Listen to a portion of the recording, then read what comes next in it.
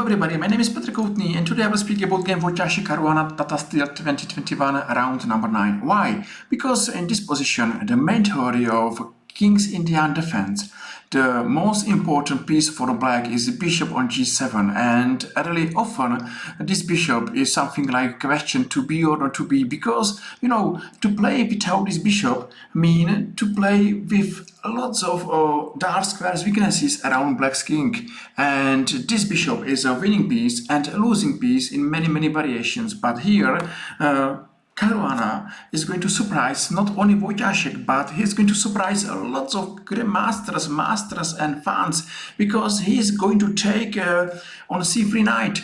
Okay, that's a really surprising move, and that's the reason why I believe that this game is worth to see. But now let's come back for a few seconds and watch this game from beginning. So a really main theory of King's Indian defense, and what I think that Fabiano Caruana is playing a really exciting chess games, and I'm enjoying much more his games than games of Magnus Carlsen. Maybe I am wrong, but I am really happy that Caruana is going to find new ideas in King's Indian defense, and here he plays knight to d7. Of course, he's trying to fight over dark squares, maybe e5 and c5, but his main idea is to take here.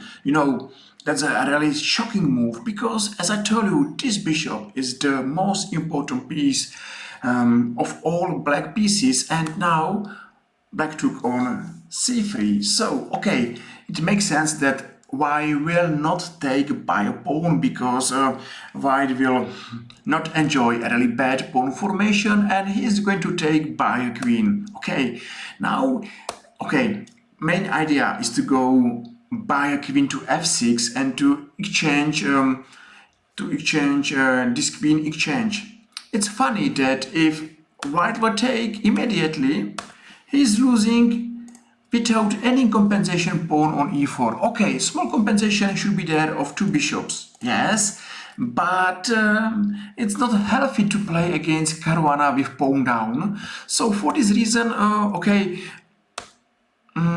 white went to c1, and it's funny position, because in lots of chess books there's thousand pages about how two bishops are stronger than two knights in open position, and another 100 pages are writing that in King's Indian defense, black is nearly lost without this dark squares bishop, and everything changed.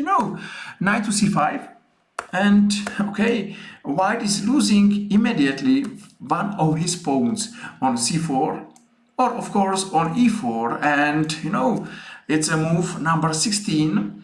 White will play with pawn down against a really strong and good playing Fabio Caruana. So what to play here? For example, b4. Of course, knight will take on e4 and rook to c1. Still, we should believe that white should have a small compensation because of these two bishops. If this compensation is enough, I don't know. I know that black is pawn up. Black is Fabio Caruana. So I believe that this position is really great for black. Okay, what's happened here? So white is going to lose on c4 pawn. And there should be a small compensation. Now this game has another interest. So how black will take care about white's compensation, and how by a simple moves he will play this game for win. Even, yes, white got two bishops, white got two rooks in the right squares, white doesn't have any weaknesses, but of course white is pawn down. It's enough or it's not enough? I will give you answer that it's enough for Fabio Caruana. So b3, makes sense that this queen is under attack, so is going to e6 or f6. Okay, he's going to f6, and of course this knight is looking here, another knight is attacking on e4. So yes, white's got two bishops, but they are not strong now, And mainly the biggest problem for white, sorry, is this bishop on f3, because this is passive bishop. You know, if white's looking for compensation, he need to have strong two bishops. Okay, bishop to c1. Yes, compensation, black is pawn up. Okay, h5. That's interesting move. Why? Black is playing move h5. Maybe he's playing h4 and h3. Maybe he is trying to play knight to e5, knight to g4. But that's really interesting. Black is not interesting only for defense. He is looking for counterplay. He is looking for aggressive play. And even he is pawn up. He doesn't mind to go for attack. So bishop to b2, knight to e5. Okay, yes, if it's not here a pin, it's here a fork, or it's here a threat to take on f3. And of course this move is good because it's going to block another white's bishop. So yes, white's got two bishops advantage or compensation, but now these two bishops are bad or passive bishops. Okay, bishop to e2, h4. And what's so funny? g5. Of course, white is playing black move g5 is going to stop forever move f4. One day white should go to rook to f1 and f4, and then this bishop will be a monster and a really strong bishop. So g5 at least is going to stop move f4, or one day should play black knight to e6 and knight to f4. So he is looking to find the right square for his bishop, for his knights, and he is doing all best to prove that here, surprisingly, black's knight should be stronger than white's bishops. A really amazing position. What white should play here, maybe move the b4 is the right answer. Okay, to take here, maybe f3 looks how this knight is lost. So it's not a good idea to take this pawn, and maybe to go to e6. This move makes sense, and h3, and maybe queen to c3 and b5 should be compensation, because here on c7 is a big pressure and here is another pressure. Yes, as I told you, black is missing dark squares, bishop for pawn, so still it's hard to say if everything is okay or no, but still white is under pressure. White need to prove compensation, and you know, it's not such an easy job. So okay, here after move g5, white is not playing move b4, and he played move bishop to b5. Okay, makes sense to go to another square and queen to g6, and looks like white's pieces are standing on the right squares. There is no bad piece. You know what's important?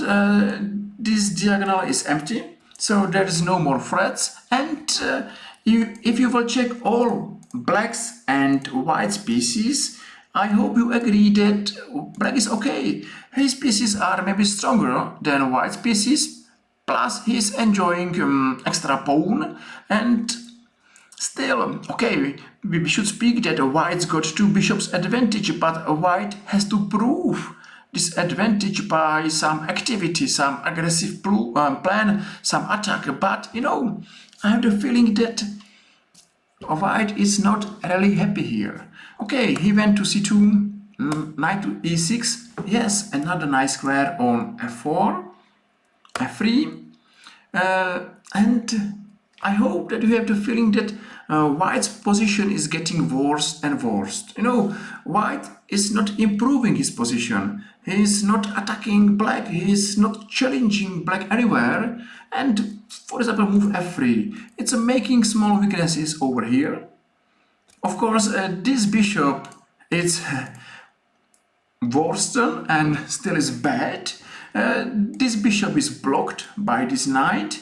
And okay, compensation, it's not such huge compensation, because white's pieces are not strong pieces. Okay, knight to f4 and bishop to f1. So this bishop is now in the worst square, and yes, here white's got attack to pawn c7 just to stop this attack forever by move c6 and this queen.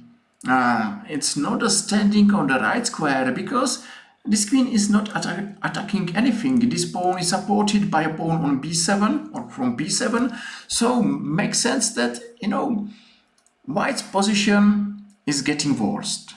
And I believe that black is playing for win. Okay, rook to e6 and d5.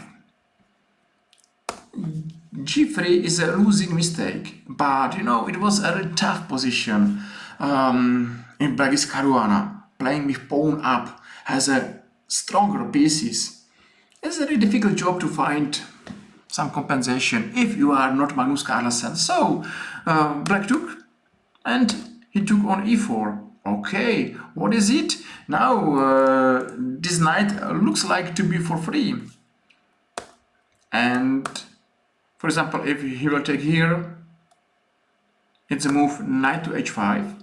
And I really believe that black's position is winning and white's position is lost. So one attack here, another attack here, another attack here.